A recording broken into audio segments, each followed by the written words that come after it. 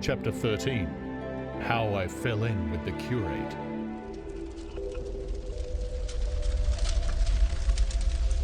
After getting this sudden lesson in the power of terrestrial weapons, the Martians retreated to their original position upon Horsell Common, and in their haste, and encumbered with the debris of their smashed companion, they no doubt overlooked many such a stray and negligible victim as myself.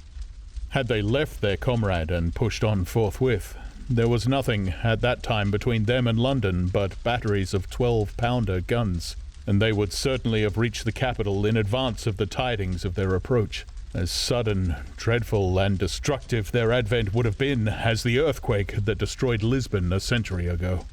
But they were in no hurry. Cylinder followed cylinder on its interplanetary flight. Every 24 hours brought them reinforcement. And meanwhile, the military and naval authorities, now fully alive to the tremendous power of their antagonists, worked with furious energy.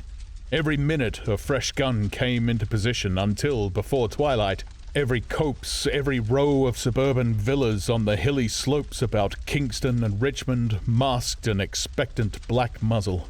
And through the charred and desolate area, perhaps 20 square miles altogether, that encircled the Martian encampment on Horsell Common, through charred and ruined villages amongst the green trees, through their blackened and smoking arcades that had been but a day ago pine spinneys, crawled the devoted scouts with the heliographs that were presently to warn the gunners of the Martian approach.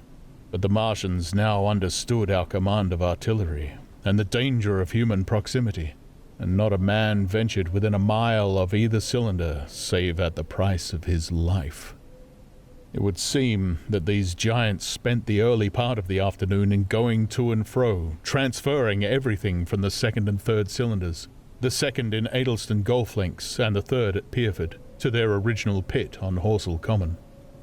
Over that, above the blackened heather and ruined buildings that stretched far and wide, stood one as sentinel, while the rest abandoned their vast fighting machines and descended into the pit. They were hard at work there far into the night, and the towering pillar of dense green smoke that rose therefrom could be seen from the hills about Merrow, and even, it is said, from Banstead and Epsom Downs.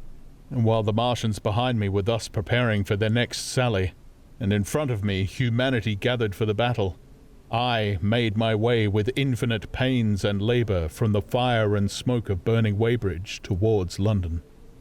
I saw an abandoned boat, very small and remote, drifting downstream, and throwing off the most of my sodden clothes, I went after it, gained it, and so escaped out of that destruction. There were no oars in the boat, but I contrived to paddle, as well as my parboiled hands would allow, down the river towards Halliford and Walton, going very tediously and continually looking behind me, as you may well understand. I followed the river because I considered that the water gave me my best chance of escape should these giants return. The hot water from the Martians' overthrow drifted downstream with me, so that for the best part of a mile I could see little of either bank. Once, however, I made out a string of black figures hurrying across the meadows from the direction of Weybridge.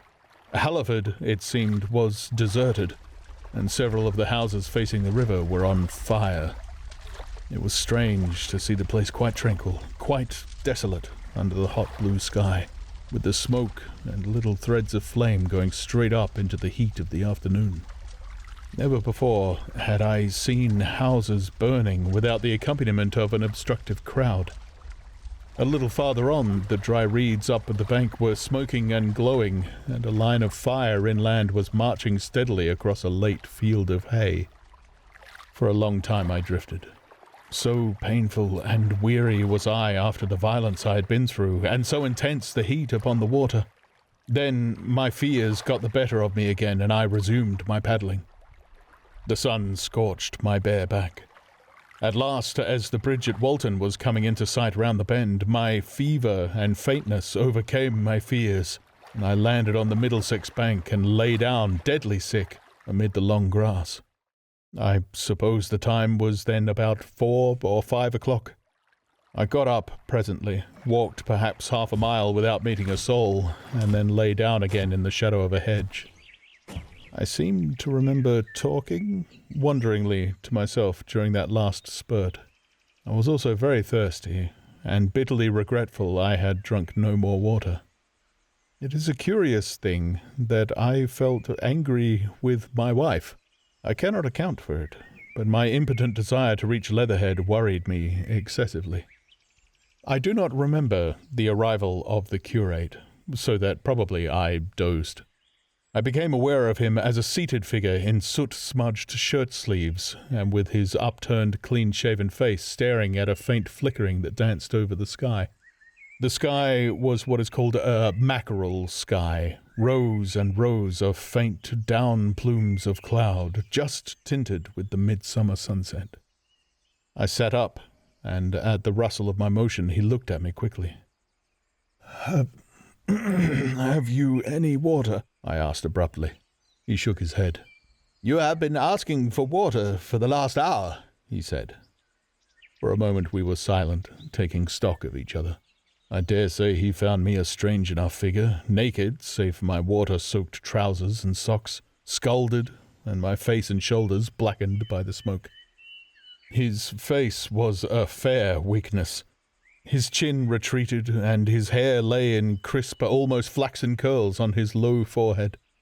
His eyes were rather large, pale blue, and blankly staring.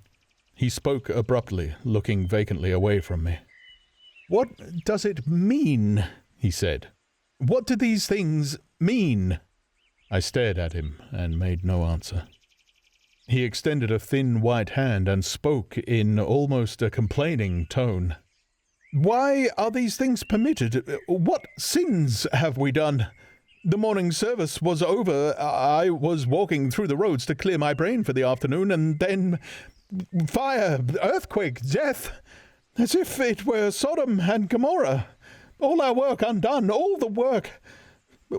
What are these Martians?" "What are we?" I answered, clearing my throat. He gripped his knees and turned to look at me again. For half a minute, perhaps, he stared silently. "I was walking through the roads to clear my brain," he said, "and suddenly, fire, earthquake, death." He relapsed into silence, with his chin now sunken almost to his knees. Presently he began waving his hand. "All the work, all the Sunday schools. What have we done? What has Weybridge done? Everything gone, everything destroyed. The church, we rebuilt it only 3 years ago. Gone, swept out of existence. Why?" Another pause, and he broke out again like one demented. "The smoke of her burning goeth up for ever and ever," he shouted. His eyes flamed, and he pointed a lean finger in the direction of Weybridge. By this time I was beginning to take his measure. The tremendous tragedy in which he had been involved, it was evident he was a fugitive from Weybridge, had driven him to the very edge of his reason. Are we far from Sunbury?" "Only this morning I officiated at an early celebration." "Things have changed," I said quietly. "You must keep your head. There is still hope." "Hope?" "Yes, plentiful hope for all this destruction." I began to explain my view of our position.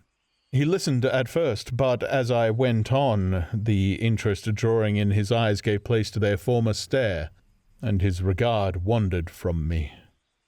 "This must be the beginning of the end," he said, interrupting me. "The end, the great and terrible day of the Lord, when men shall call upon the mountains and the rocks to fall upon them and hide them from the face of him that sitteth upon the throne." I began to understand the position. I ceased my labored reasoning, struggled to my feet, and, standing over him, laid my hand on his shoulder. "Be a man," said I. "You are scared out of your wits. What good is religion if it collapses under calamity? Think of what earthquakes and floods, wars and volcanoes have done before to men. Do you think God has exempted Weybridge? He is not an insurance agent." For a time he sat in blank silence. "But how can we escape?" he asked suddenly. "They are invulnerable. They are pitiless." "Neither the one nor, perhaps, the other," I answered. "And the mightier they are, the more sane and wary should we be. One of them was killed yonder not 3 hours ago." "Killed?" he said, staring about him. "How can God's ministers be killed?" "I saw it happen," I proceeded to tell him. "We have chanced to come in for the thick of it," said I. "That is all." "What is that flicker in the sky?" he asked abruptly. I told him it was the heliograph signaling, that it was the sign of human help and effort in the sky. "We are in the midst of it," I said, "quiet as it is. That flicker in the sky tells of the gathering storm. Yonder, I take it, are the Martians, and Londonward, where those hills rise about Richmond and Kingston and the trees give cover. Earthworks are being thrown up and guns are being placed. Presently the Martians will be coming this way again." And even as I spoke, he sprang to his feet and stopped me by a gesture. "Listen," he said. From below the low hills, across the water, came the dull resonance of distant guns and a remote, weird crying. Then everything was still. A cockchafer came droning over the hedge and past us. High in the west, the crescent moon hung faint and pale above the smoke of Weybridge and Shepperton and the hot, still splendor of the sunset. "We had better follow this path," I said. "Northward,